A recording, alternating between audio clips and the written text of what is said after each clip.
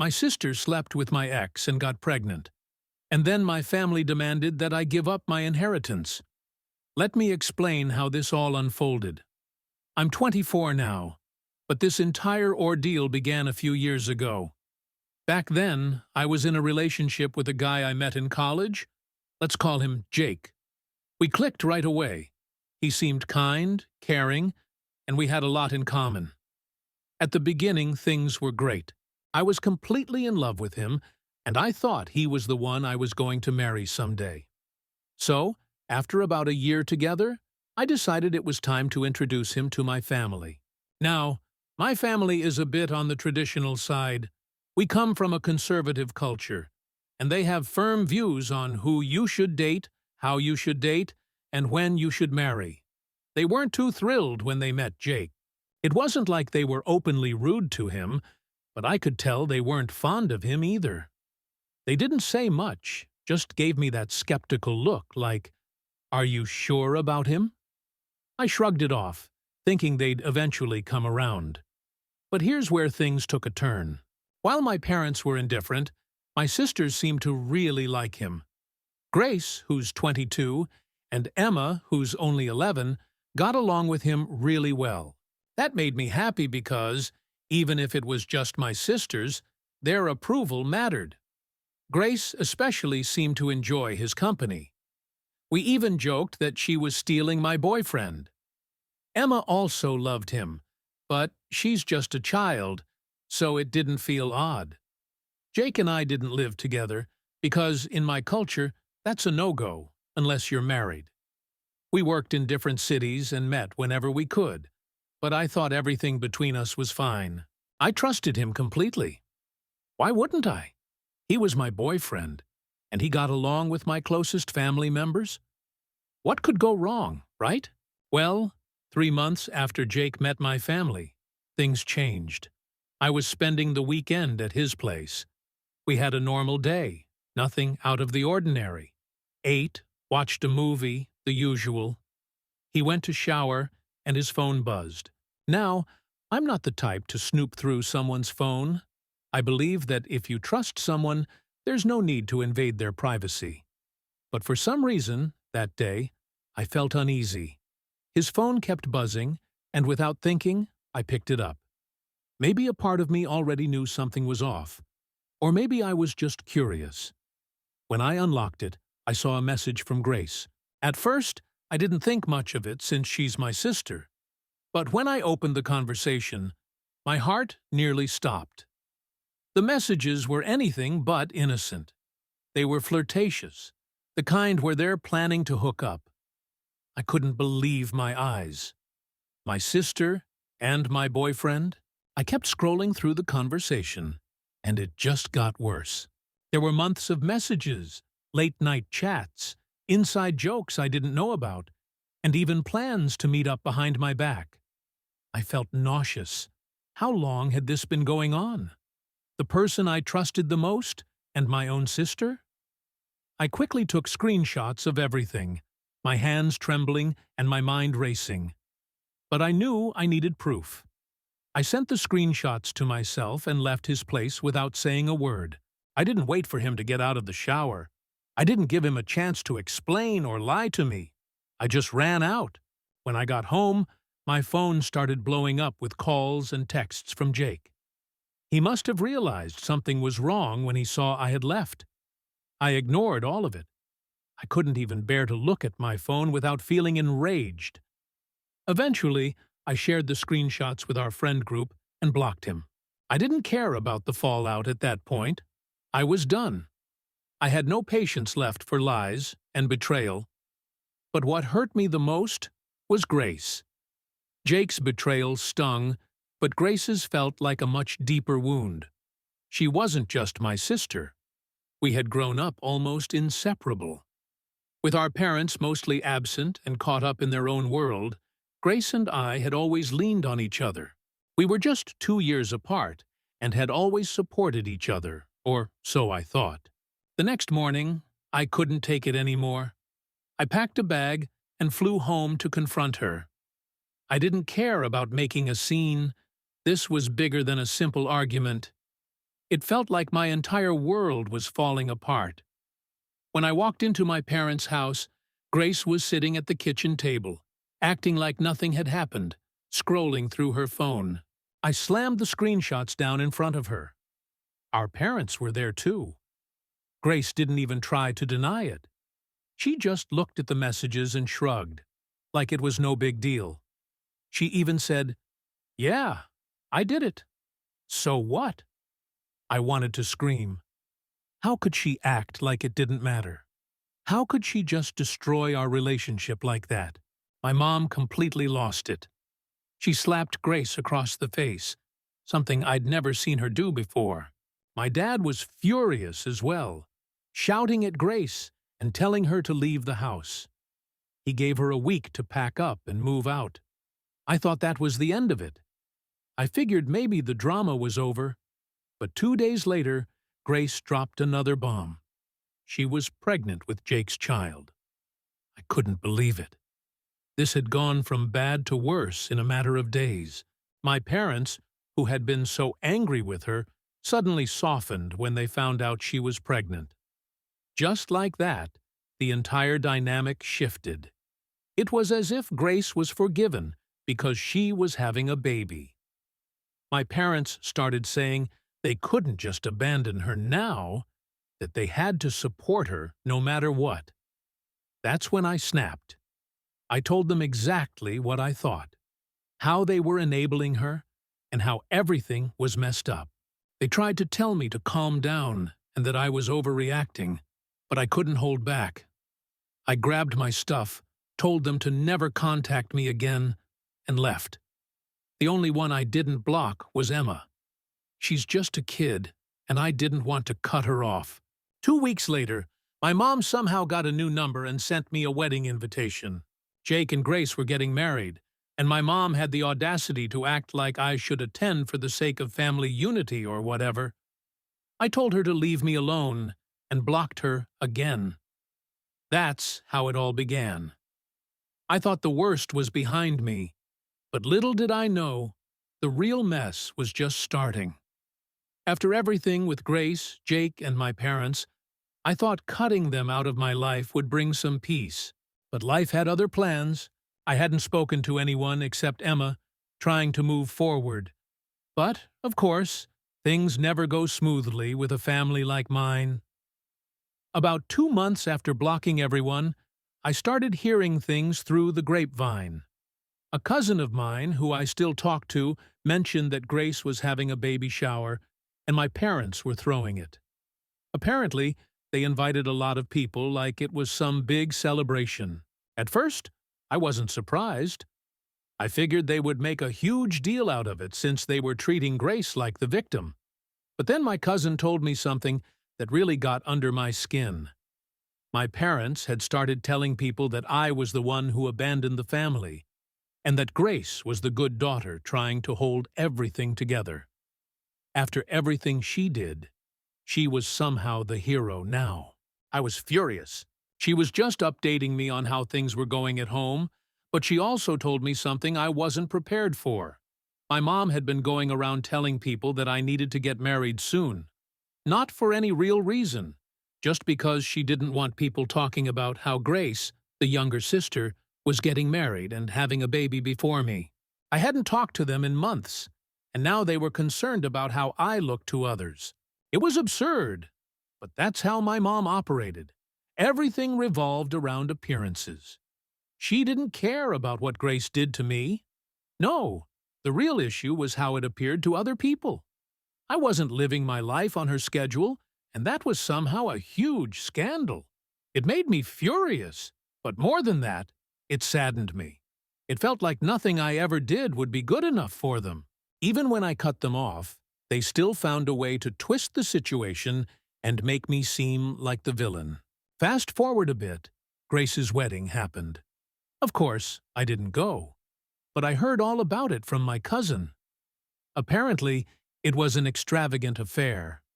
My parents went all out, even though Grace was only a few months pregnant. They made sure to cover up the scandal by telling everyone they were just being responsible, getting married quickly so the baby wouldn't be born out of wedlock.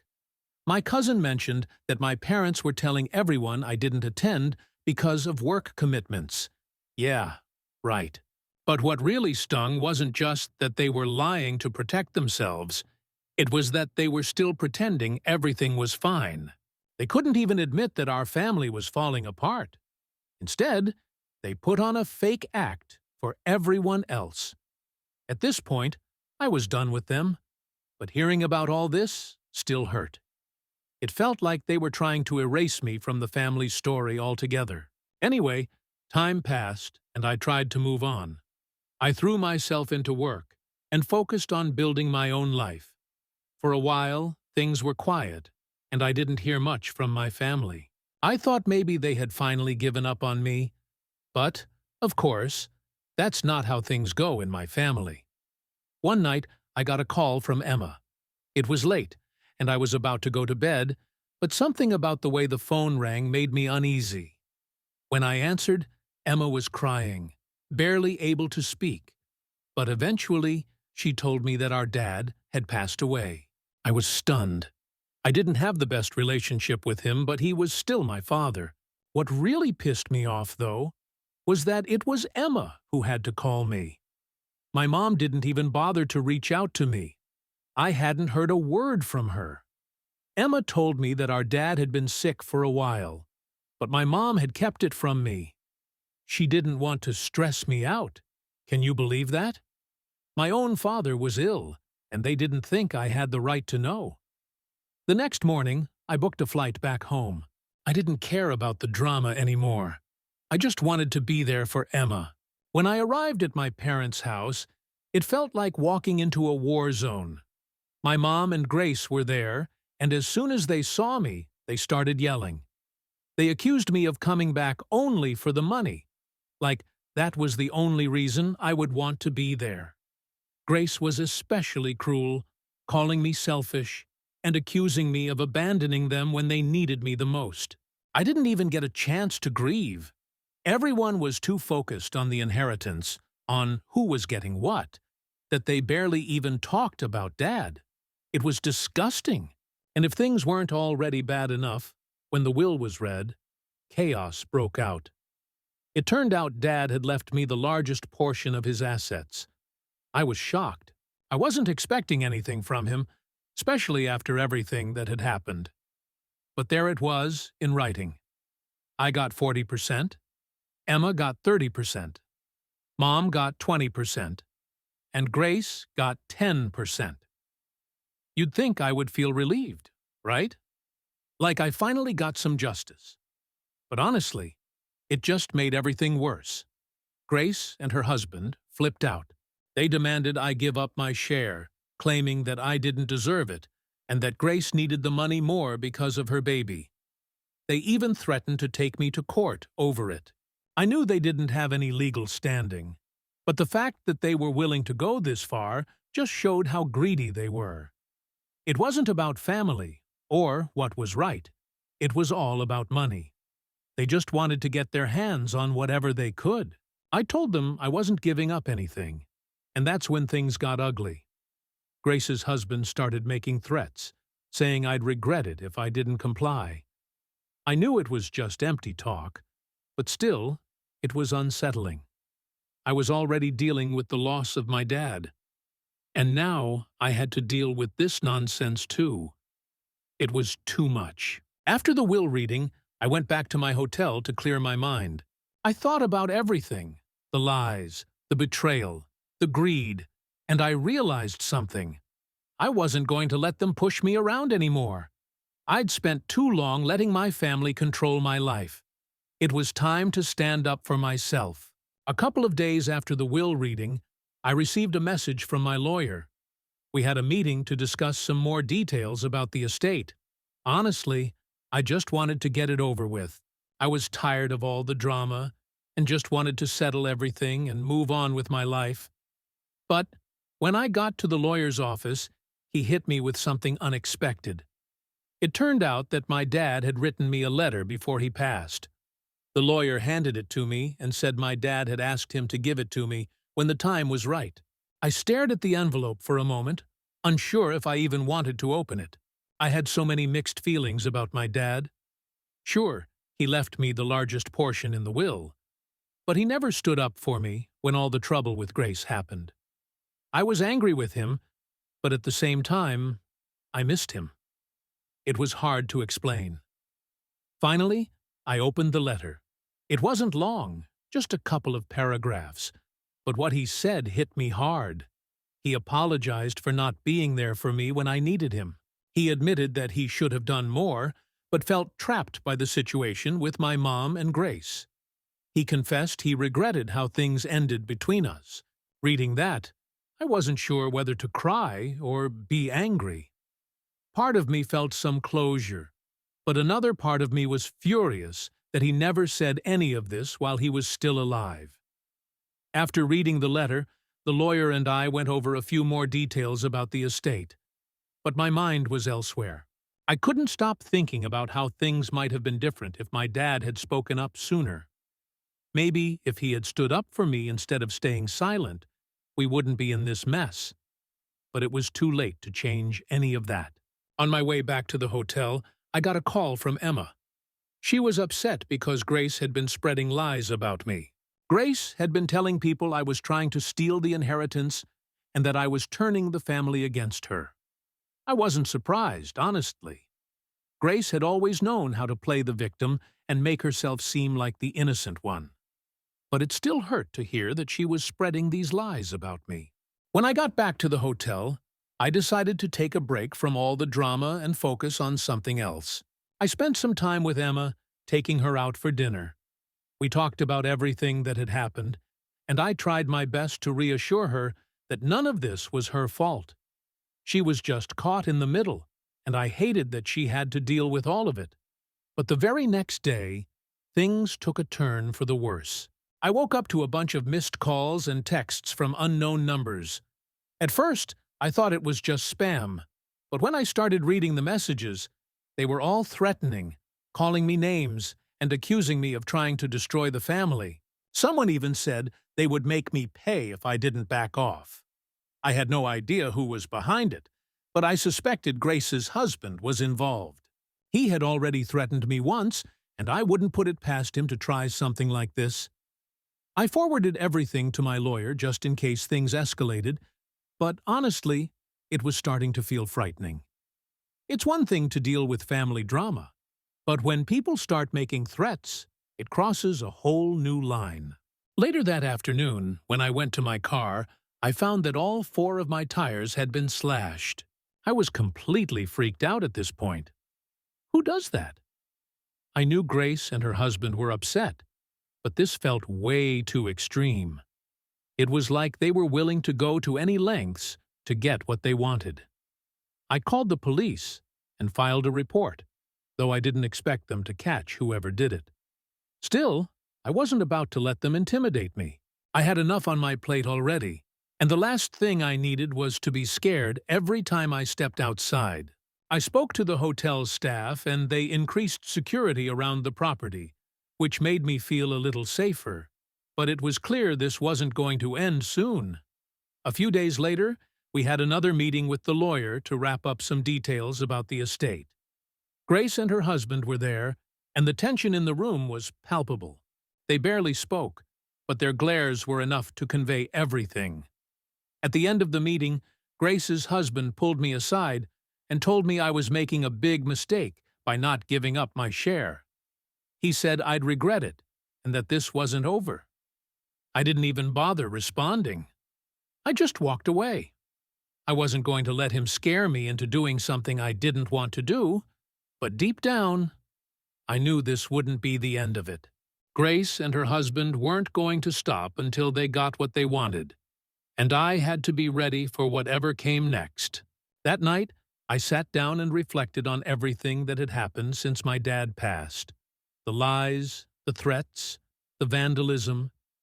It was all so exhausting. I just wanted it to be over. I wanted to move forward with my life and leave all this behind. But I knew that wouldn't happen as long as Grace and her husband were around. Still, I wasn't going to give up. I'd been through too much to let them push me around. They could make all the threats they wanted, but I wasn't backing down. This was my life, my inheritance, and I was going to fight for it. If they thought they could intimidate me into submission, they were in for a rude awakening. Update 2. Things didn't calm down after that last meeting with the lawyer. If anything, they got worse. Grace and her husband were growing more desperate, and it honestly started to feel like I was in the middle of some bad movie. The threats kept coming, the nasty texts from random numbers didn't stop, and I was mentally drained. A week after the tire slashing incident, I was heading back to the hotel after dinner with Emma. She had been staying with me for a few days, and honestly, it was a relief. It felt good to have someone on my side through all this chaos. As we walked through the lobby, I noticed a guy just standing there watching us. At first, I thought he was just waiting for someone, but when we passed by, he followed us. I tried not to panic, but the whole situation had me on edge. We got into the elevator, and as soon as the doors closed, I looked at Emma. "Did you see that guy?" I asked. She nodded, looking just as nervous as I felt. "Yeah, he was staring at us." We got to our room, and I immediately called the front desk to report the guy. They said they'd check the cameras and send someone up to patrol the floor, but it didn't make me feel much better. This was getting way too close for comfort. I couldn't shake the feeling that Grace's husband was behind it somehow. Who else would go this far just to scare me? That night, I barely slept.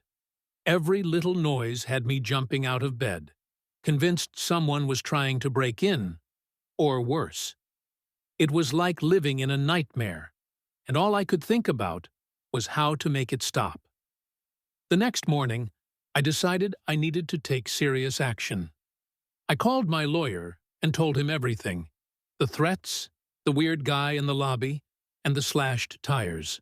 He agreed that things were spiraling out of control and suggested we file for a restraining order against Grace's husband. It wasn't something I wanted to do, but at that point, it seemed like the only option. We filed the paperwork the next day, and I tried to stay calm while we waited for the court date. But of course, Grace and her husband didn't take the news well. The texts picked up again, this time with more threats about how I'd regret this and how they'd make sure I paid for everything. It was exhausting, but I was done being scared. They could throw whatever they wanted at me, but I wasn't backing down. A few days later, the court date for the restraining order arrived. I showed up with my lawyer, and of course, Grace and her husband were there. They looked smug, like they thought this whole thing was a joke.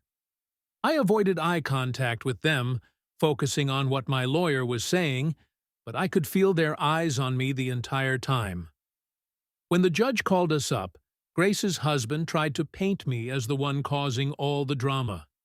He said I was exaggerating everything, that I was just bitter about the inheritance and trying to make his life hell. I couldn't believe what I was hearing. He slashes my tires, sends me threats, and somehow I'm the problem? Thankfully, the judge saw through his lies. After hearing both sides, they granted the restraining order. For the first time in what felt like forever, I felt a small sense of relief. At least now, there was something in place to protect me if things got worse. But of course, things didn't magically get better overnight. The threats didn't stop immediately, and I still felt like I was constantly looking over my shoulder. But at least now I had the law on my side, and that gave me some peace of mind. A few weeks passed, and I was starting to feel like maybe things were finally settling down. I was still staying in the hotel, but had begun looking for a new apartment where I could feel safe. Emma had gone back home, and I missed her, but we stayed in constant contact. She was still dealing with the fallout from all the family drama, but at least she wasn't stuck in the middle of it as much as I was. Then, one morning, I woke up to a message from an unknown number. This time, it wasn't a threat. It was a link. I hesitated for a second before clicking on it, And what I saw made my stomach drop. Someone had created an entire website dedicated to trashing me. Lies, half-truths, and pure nastiness. They were painting me as a selfish, greedy person who was tearing the family apart. There were even photos of me from the funeral, with captions depicting me as cold and heartless. I couldn't believe what I was seeing. This was next-level crazy. I immediately called my lawyer and sent him the link. He instructed me to screenshot everything, which I did, and then we started the process of getting the website taken down. It was just another reminder that Grace and her husband weren't going to stop until they got what they wanted. But at this point, I was so exhausted that I didn't care what they threw at me anymore. I just wanted it to be over. That night, I spoke to Emma. She was upset about the website and wanted to help, but there wasn't much she could do. I didn't want her getting further involved. We talked for a while, and she mentioned how Grace had been acting like nothing was wrong, like she hadn't caused any of this. Typical Grace, always playing the victim. I went to bed that night, feeling drained, but at least I had a plan. The website would be taken down, the restraining order was in effect, and I had people on my side. I wasn't alone in this, even though it often felt that way. The next morning, I woke up to an email from my lawyer saying that the website had been taken down. Finally, some good news. It felt like a small victory in this ongoing battle, but I'd take whatever I could get. I knew Grace and her husband wouldn't give up easily, but at least now I had some control over the situation. As I sat in my hotel room that morning, sipping my coffee and trying to process everything, I realized something important. I wasn't scared anymore.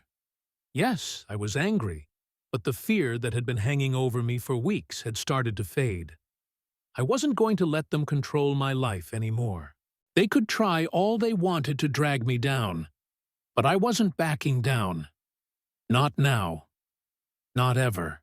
Update 3. Here we are at the final stretch, and I thought maybe things were going to settle down after the court victory. But nope. My family drama had other plans. I knew Grace and her husband wouldn't back off easily, but I never imagined they'd take things this far. It started about 2 weeks after the court hearing. I was starting to feel more relaxed, like I could finally breathe again without constantly looking over my shoulder. I was even considering moving out of the hotel and into a permanent apartment. But then something strange happened. One morning, I received a package at the hotel.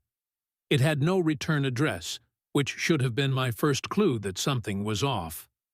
I opened it, and inside was an old, beaten-up notebook. At first, I thought it was just junk or maybe a wrong delivery. But then I opened it up, and that's when things got creepy. The entire notebook was filled with handwritten notes about me, pages of scribbled messages about my life, my family, and even details about my dad's will. Some of the notes had dates and times of where I'd been, who I'd been with, and even places I'd visited with Emma. Someone had been keeping track of me, and it was all laid out right there in front of me. A chill ran down my spine. Who would send me this? Was this some twisted intimidation tactic from Grace's husband? They had already tried threats, vandalism, and weird phone calls, but this felt different. This felt personal, like someone was watching my every move. I called my lawyer immediately and sent him pictures of the notebook. He was just as freaked out as I was and told me to report it to the police, which I did. They took the notebook as evidence, but I wasn't holding my breath for any immediate results. The police had a million other cases to deal with, and honestly, I didn't think they'd find out who was behind this anytime soon. After that, I tried to stay low, spending most of my time in my hotel room and only going out when absolutely necessary. Emma called me regularly, and she was worried too. She had no idea who could have sent the notebook, but suspected Grace's husband, just like I did. Then, one evening, as I was heading back to my room after getting some food, I noticed something strange. The same guy from the hotel lobby weeks ago, the one who had been watching Emma and me, was back. He was standing near the elevators, pretending to scroll through his phone, but he was definitely watching me. My heart started racing, but I tried to stay calm. I walked past him without acknowledging anything, but I could feel his eyes on me the whole time. Once I got to my room, I locked the door and immediately called hotel security. They said they would check the cameras and send someone up to sweep the floor, but honestly, I didn't feel safe there anymore. I called Emma that night and told her everything. She was scared, which made me even more anxious. I hated that she was involved in all of this. She didn't deserve it. I promised her I'd be careful, and we made a plan to meet up the next day to figure out what to do next. The following day, I met Emma at a cafe downtown, away from the hotel. We sat there for a couple of hours, talking about everything. She told me more about what had been going on with Grace at home, how Grace was acting like nothing was wrong, like she hadn't just tried to take me to court over the will. It was infuriating, but it didn't surprise me. Then Emma told me something I wasn't expecting. She said Grace's husband had been asking around about my whereabouts, trying to figure out where I was staying. That's when it hit me. The guy at the hotel, the notebook, all of it. They were keeping tabs on me, and they were probably planning something worse. I knew I couldn't stay at the hotel anymore. It wasn't safe. If Grace's husband had people watching me, it was only a matter of time before things escalated. That night, I packed my things and checked out of the hotel. I didn't tell anyone where I was going, not even Emma, just in case. I booked a room at a different hotel on the other side of town, hoping it would throw them off for a while. The next few days were quiet. I didn't hear anything from Grace or her husband, and the strange calls and texts seemed to stop. But I wasn't letting my guard down. I knew better by now. Then, out of nowhere, I got a call from my lawyer. He had some news that completely took me by surprise. Grace's husband had been arrested. Apparently, he'd been caught trying to break into my old hotel room.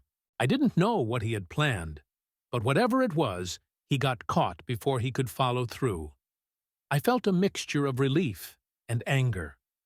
Relief that he was finally out of the picture, but anger that it had come to this.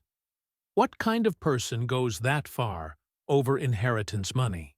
The police told me they were investigating, and I'd probably have to testify in court again. At least I knew I was safe now, at least for the time being. After that, things started to calm down. The police kept me updated on the case, and my lawyer was confident that Grace's husband wouldn't be able to pull anything like this again, not with the charges he was facing. A few weeks later, I moved into a new apartment, somewhere Grace and her husband didn't know about. I kept in touch with Emma, of course, but I made sure she didn't tell anyone where I was living. I wasn't taking any chances. It's been a few months now, and while I'd love to say everything is back to normal, I don't think it ever will be. There's still a part of me that's always on edge, always looking over my shoulder, wondering if Grace or her husband will try something again. But for now, I'm just trying to move on with my life and rebuild after everything they put me through. Looking back, I can't believe how far things went. It all started with Grace betraying me with my boyfriend, and somehow it escalated into threats, court battles, and restraining orders. But through it all, I've learned something important. I'm stronger than I ever thought I was, and no matter what, I'm never letting anyone take advantage of me again.